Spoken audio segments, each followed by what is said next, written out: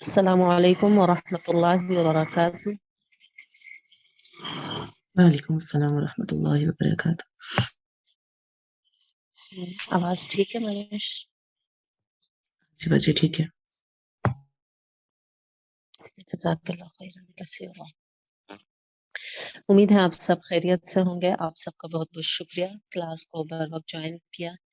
آج ہم پڑھیں گے نیو لیسن سبق نمبر 13 حروف مدہ۔ مد کے معنی ہیں کھینچنا، لمبا کرنا یا پھر دراز کرنا۔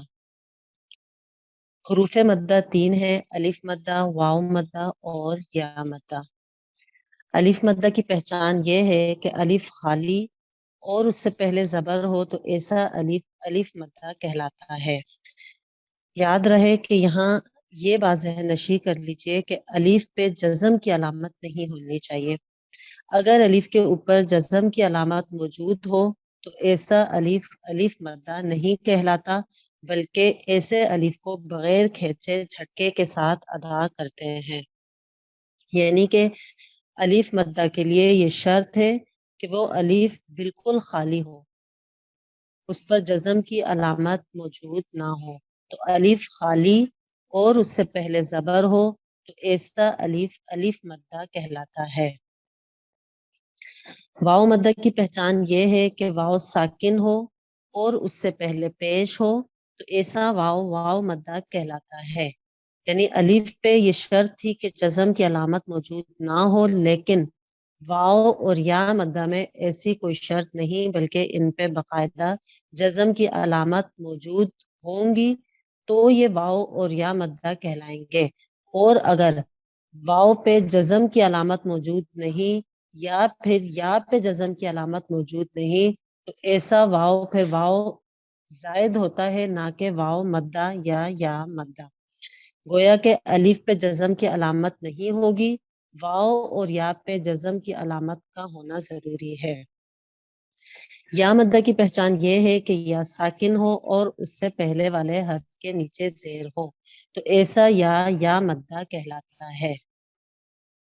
یہ تینوں حروف مدہ کہلاتے ہیں، کیونکہ قرآن پاک میں کہیں بھی کسی بھی مقام پر جب ہم مد کرتے ہیں، اسے کھینچ کر ادا کرتے ہیں تو وہ یہ تین حروف ہوتے ہیں، یا پھر الف، واو یا خواہ وہ حروف مدہ کی صورت میں ہو یا پھر حروف لین کی صورت میں ہو، لیکن یہ تین حروف ہی آپ کو ملیں گے، الف، واو اور یا، جہاں پر آپ کو کھینچنا ہوگا۔ انہی حروف مدہ کو جب آپ ان کی اصلی مقدار میں کھینچ کر پڑھتے ہیں تو یہ مد اصلی کہلاتا ہے، اور جب آپ اس کی اصلی مقدار سے زیادہ کھینچ کر پڑھتے ہیں تو پھر مختلف مد کی اقسام بنتی ہیں، جو کہ آپ پڑھ چکے ہیں۔ حروف مدہ کو حرکتین مقدار کھینچ کر پڑھتے ہیں۔ حرکتین مقدار سے مراد یعنی ایک الف کے برابر کھینچ کر پڑھتے ہیں، اور اس کا اندازہ آپ اس سے لگا سکتے ہیں کہ ایک کھلی انگلی کو درمیانے طریقے سے بند کیا جائے یا پھر ایک بند انگلی کو درمیانے طریقے سے کھولا جائے، تو اس کا مطلب ہوتا ہے یہ حرکتین مقدار یا پھر ایک الف کی مقدار ہے۔ یعنی آپ بند مٹھی بنا لیں اور اس کے بعد اپنی انگلی کو کھولیں، یہ ایک الف یا حرکتین مقدار ہے، یا پھر آپ کی انگلیاں کھلی ہوئی ہوں اور آپ اسے بند کریں تو یہ حرکتین مقدار ہے۔ یہ ایک اندازہ ہے، اگر آپ کو اندازہ نہیں ہوتا کہ حرکتین مقدار کسے کہتے ہیں تو اس صورت میں آپ کو یہ طریقہ اپنانا ہوگا کہ کھلی انگلی کو بند کرنا ہوگا یا پھر بند انگلی کو کھولنا ہوگا، تو اس میں جتنا وقت لگتا ہے انگلی کو بند کرنے میں تو اتنی مقدار آپ نے حروف مدہ کو کھینچنا ہوگا۔ حروف مدہ کو حرکتین مقدار سے زیادہ نہیں کھینچنا چاہیے، یا پھر حروف مدہ کو حرکتین مقدار سے کم بھی نہ کھینچا جائے، بلکہ اس کی متوسط اور درست مقدار کا خیال رکھنا چاہیے، نہ حرکتین سے کم ہو اور نہ ہی حرکتین سے یہ زیادہ ہو۔ کچھ اسباب کی بنا پر حروف مدہ زیادہ کھینچے جاتے ہیں، لیکن اگر سمپل مد اصلی جب ہوگی، سمپل حروف مدہ جب پڑھے جائیں گے تو انہیں حرکتین مقدار ہی کھینچا جاتا ہے۔ حروف مدہ کے علاوہ اس کی ایک حرکتی حالت ہے جن پر حروف مدہ کا ہی حکم لاگو ہوتا ہے، اور وہ ہے کھڑی حرکات۔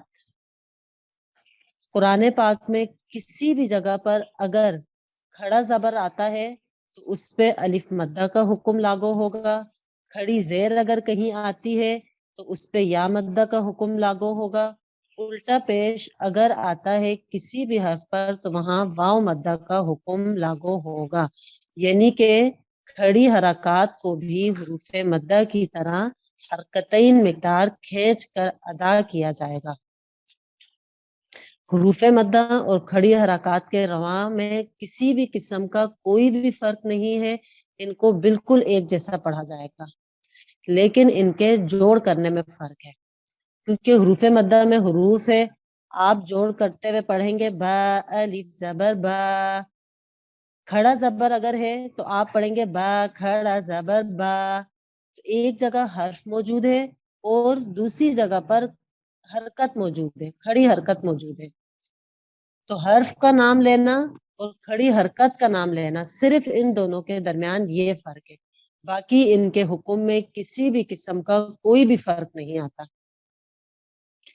جتنی بھی مدات کی اقسام حروف مدہ پہ بنتی ہیں وہ تمام کی تمام کھڑی حرکات پر بھی بنیں گی، گویا کہ کھڑی حرکات یا حروف مدہ ایک دوسرے کے قائم مقام ہوتے ہیں۔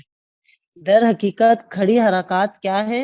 حروف مدہ کو ہی ظاہر کرتے ہیں۔ کھڑا زبر الف مدہ کو ظاہر کرتا ہے، کھڑی زیر یا مدہ کو ظاہر کرتی ہے اور الٹا پیش واو مدہ کو ظاہر کرتا ہے۔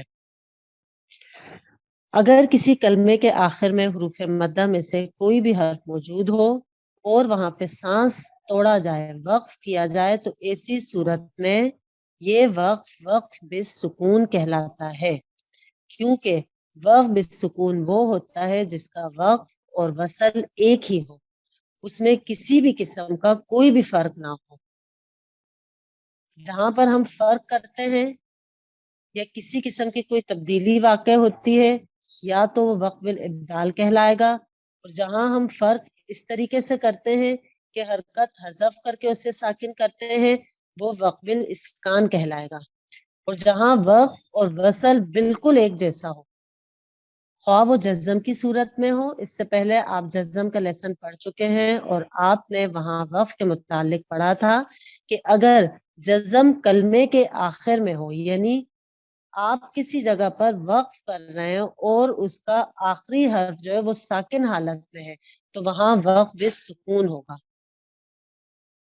کیونکہ وہ پہلے سے ساکن ہوتا ہے اور وہاں سانس لے کر ٹھہرنا ہی اس کا وقف کہلاتا ہے، اس کے وقف اور وصل میں کوئی تبدیلی واقع نہیں ہوتی۔ تو اسی طرح حروف مدہ کے وقف اور وصل میں بھی کسی قسم کی کوئی تبدیلی واقع نہیں ہوتی، یہ پہلے سے ساکن ہوتا ہے۔ واو مدہ پہلے سے ساکن حالت میں ہے، یا مدہ پہلے سے ساکن حالت میں ہے، الف مدہ ساکن تو نہیں لیکن اس کا وقف اور وصل ایک ہی ہے، اس لیے آپ اسے ساکن شمار کریں گے، یعنی اس کا وقف اور وصل ایک ہونے کی وجہ سے یہاں جو وقف کہلائے گا وہ وقف بالسکون کہلائے گا۔ اسی طرح حروف مدہ کے علاوہ اگر کھڑی حرکات کلمے کے آخر میں آ جاتی ہیں تو وہاں بھی کیا جانے والا وقف بالسکون ہی کہلائے گا۔ حروف مدہ کو پڑھتے وقت اس چیز کا بھی خاص خیال رکھا جائے جو کہ ہم پڑھی حرکات میں ہم نے پڑھا کہ اسے کھینچنا نہیں، جھٹکا نہیں دینا، مجھول نہیں کرنا۔ حروف مدہ کو کھینچنا ہے، کھینچنے میں اس چیز کا خیال رکھنا ہے کہ حرکتین مقدار سے نہ زیادہ کھینچا جائے اور نہ ہی کم کھینچا جائے۔ حروف مدہ کو ادا کرتے وقت اس بات کا خیال رکھنا ہے کہ اس کا ساؤنڈ مجھول نہ ہو، با کا مجھول نہیں ہوگا، البتہ بو اور بی میں یہ غلطی واقع ہو سکتی ہے، جیسا کہ بو کو بو کر کے پڑھنا، بی کو بے کر کے پڑھنا، یا اس کے قریب ترین کسی قسم کا کوئی ساؤنڈ کہلانا جو مجھول کہلائے، بلکہ اس سے بالکل معروف اور متوسط طریقے سے پڑھیں گے، جیسے بو، بی، اسی طرح اس میں یہ خیال بھی رکھنا ہے کہ ان میں جھٹکا واقع نہ ہو. مثلاً آپ نہ کھینچنے کے بجائے کم کھینچیں اور اس کی جگہ آپ جھٹکا دیں، جیسے وہ کر کے پڑھنا، یا کھینچنے کے ساتھ جھٹکا دیں بو بو. تو آخر میں یہ جھٹکا ٹائپ کا ساؤنڈ نہیں ہوگا، بلکہ یہ ایک مد، یعنی اسے صرف کھینچنا ہوگا. بو بی بو، یا بے کر کے بو، یا بی کر کے اس کا ساؤنڈ نہیں آنا چاہیے. تو یہ تھا مختصر سا حروف مدہ کا تعارف کہ حروف مدہ 3 ہے: الف مدہ، واو مدہ اور یا مدہ. ان کی شناخت یہ ہے کہ الف خالی، اس سے پہلے زبر، واو ساکن، اس سے پہلے پیش، یا ساکن، اس سے پہلے زیر. یہ تینوں حروف حروف مدہ کہلاتے ہیں اور ان کی حرکتی حالت کھڑی حرکات کی صورت میں ہوتی ہے. حروف مدہ کو حرکتین مقدار کھینچ کر پڑھتے ہیں، اسی طرح کھڑی حرکات بھی حرکتین مقدار کھینچ کر پڑھی جائے گی. اگر یہ کلمے کے آخر میں ہو تو اس کا وقف اور وصل ایک ہی ہوگا. سانس لے کر ٹھہرنا اس کا وقف کہلائے گا اور وہ وقف ہوگا وقف بالسکون. سبحانك اللهم وبحمدك نشهد أن لا إله إلا أنت نستغفرك ونتوب إليك. السلام عليكم ورحمة الله وبركاته.